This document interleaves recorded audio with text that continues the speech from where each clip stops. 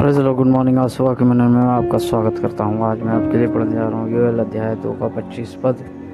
यहाँ लिखा है, और जिन वर्षों की उपज अरबे नाम टिड्डियाँ और येलेक और यासीन ने और गाजान नाम टिड्डियों ने, अर्थात मेरे बड़े दल ने, जिसको मैंने तुम्हारे बीच भेजा खा ली थी, मैं उसकी हानि तुमको भर दूँगा। हालेलुया मेरे चीज़ों।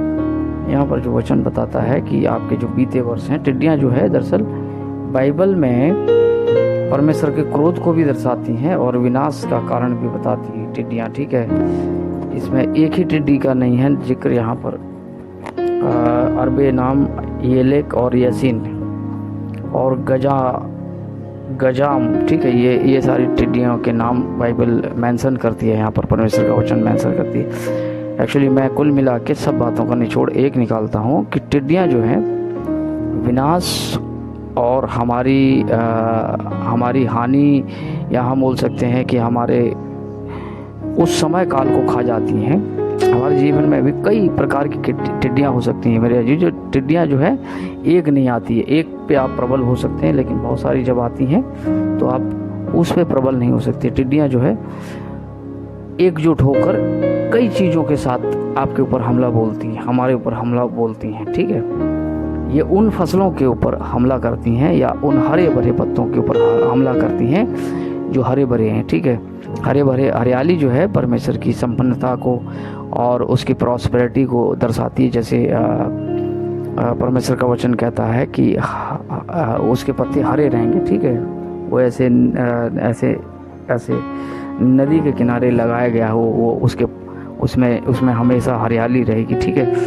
तो जो टिड्डियाँ हैं वो हरियाली पर अटैक करती हैं और एक यूनिटी में अटैक करती हैं, ठीक है।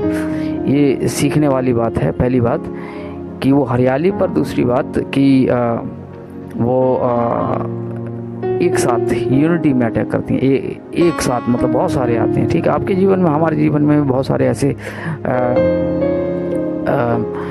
ऐसे बहुत सारी समस्याएं हो सकती हैं जो हमें बहुत सारी दिखाई देती हैं, ठीक है।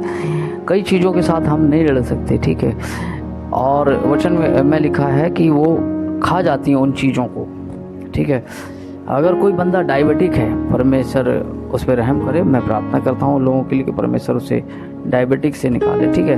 डायबिटिक ऐसे कहा जाता है कि डायबिटिक बीमारी जो है इंसान को अंदर से खोखला बनाती है, अंदर से खा जाती है, ठीक है। और डायबिटिक का मेजर जो कारण है वो स्ट्रेस है, ठीक है। शुगर वगैरह नहीं है।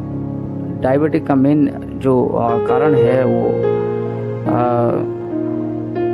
मैंने कहा स्ट्रेस है, ठीक है। इसी प्रकार से स्ट्रेस एक नहीं होता, बहुत सारे स्ट्रेस होते हैं ज़िंदगी में। एक स्ट्रेस डायबिटिक नहीं लाता, एक स्ट्रेस उस मनुष्य को नहीं मिटा सकता है। स्ट्रेस बहुत प्रकार के होते हैं, बहुत प्रकार के उसके ऊपर अटैक करते हैं स्ट्रेस, तब वो डायबिटिक में चला जाता है। इसी प्रकार से मेरे अजीजों,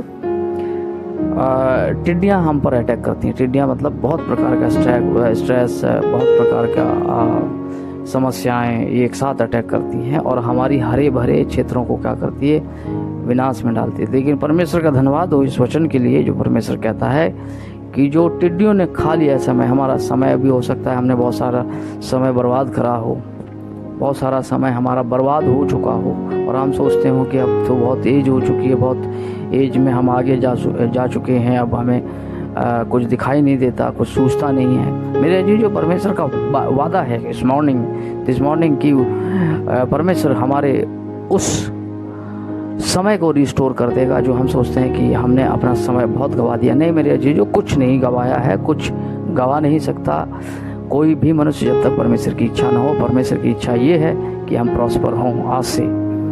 आमीन के साथ इसे टाइप करें इस वचन को और रिसीव करें।